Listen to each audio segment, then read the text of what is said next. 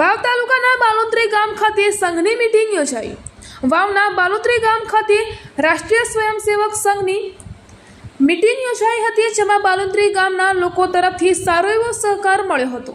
જ્યારે બાલોત્રી ગામ લોકો એકઠા થઈ મીટિંગમાં ખૂબ મોટા પ્રમાણમાં હાજરી આપી હતી। જ્યારે તળાવ નિવાસી શિક્ષક શ્રી પુરાજી રાઠોડ તરફથી બાલોત્રી ગામ લોકોને આવનાર સમય માટે સારી અને સાચી જિંદગી જીવવા માટે સમજ આપી હતી અને એક સારું જીવન કઈ રીતે જીવી શકાય તેમજ દેશને અને લોકોને કઈ રીતે મદદરૂપ થઈ શકાય તે વિષય પર ખાસ ભાર મૂકીને સમજાવવામાં આવ્યું હતું અને દરેકને સંઘ વિશે માહિતી આપી માહિતગાર કરવામાં આવ્યા હતા।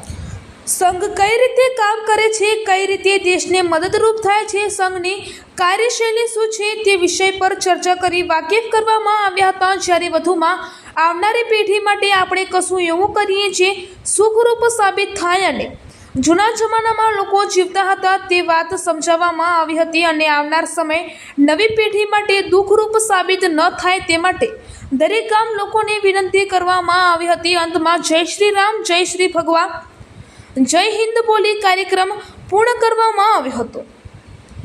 રિપોર્ટર જાક્ષી ગુજરાત ન્યૂઝની સાથે રમેશગીરી ગોસ્વામી, બનાસકાંઠા જિલ્લા બ્યુરો ચીફ।